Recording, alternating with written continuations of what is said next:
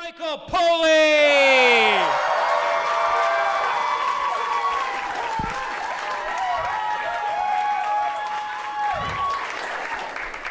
So, action movies have gotten really dark lately.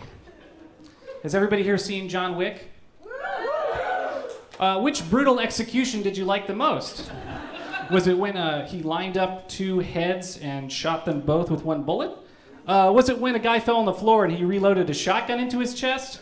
Or maybe my favorite is when he put a pencil through a guy's ear and then he said, "I'm feeling pretty sharp." No, that didn't happen. That's what would happen in a 90s action movie.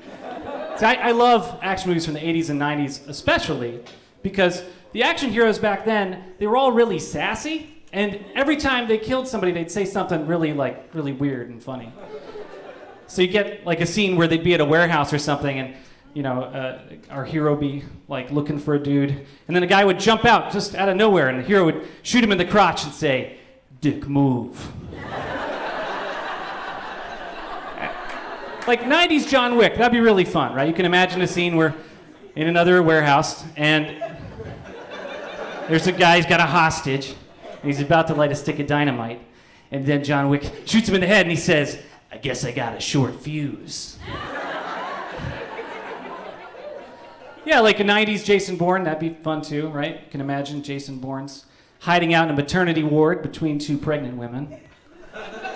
And then a unsuspecting bad guy walks by. Jason jumps up, snaps in the neck, and he says, "I feel like a newborn."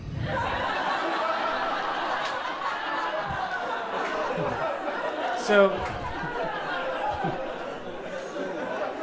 I shouldn't be so proud of myself.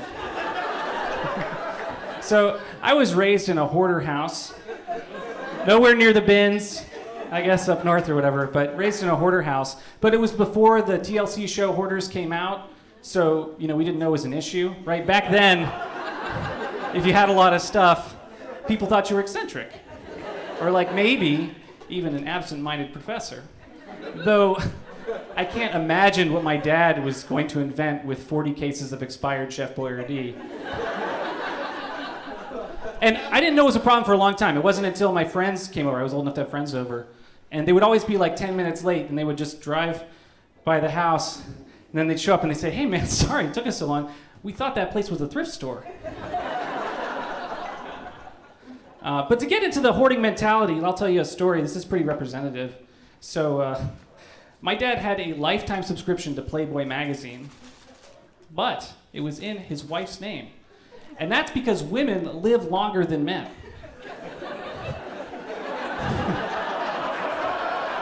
That's beyond the grave hoarding. He doesn't want that stack of unread magazines to stay the same height after he's gone. So I keep trying to help my dad out. It's tough, right? So I sent him a book this Christmas on organizing. It's The Art of Tidying Up, great book, highly recommended. And he called me. He said, "Hey, Michael, thanks so much for thinking of me. I really appreciate it, but I'm never going to read that book. But I will keep it on my nightstand." So, this is embarrassing, but I had my credit card declined recently. This story gets more embarrassing. I was trying to buy pornography. I know what you're thinking, it's 2017. Why are you spending money on porn? You get it for free with Comcast. They should even start to market it that way and make it a part of their blast package. But I wasn't trying to buy everyday pornography. I was buying virtual reality pornography, or I was trying to, which is different.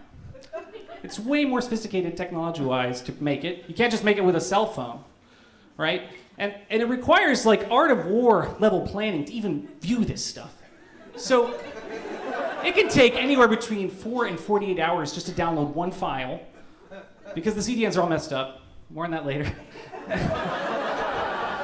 And then you got to get the files to your computer, and then there's a huge possibility of a critical Windows update during the brief window of time when your wife is at a project management meetup.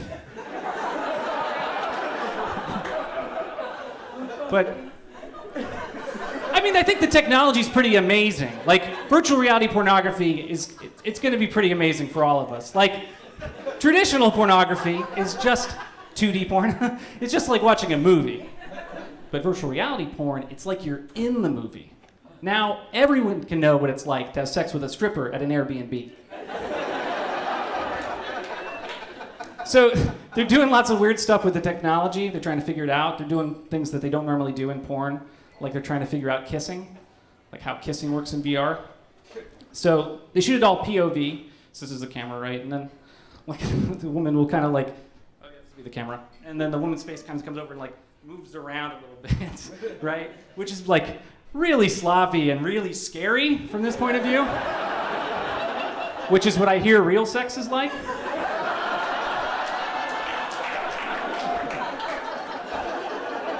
But what really sucks is that it's going to take a long time for everybody to get a chance to try this stuff out. It's all very expensive.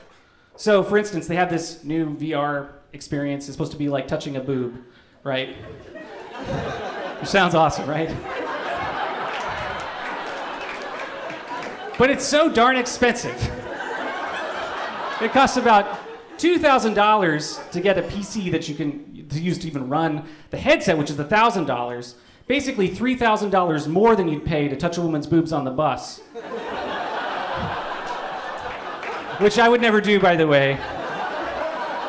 I'm married. And I can touch my wife's boobs if I take her to Salt and Straw. Thank you, guys.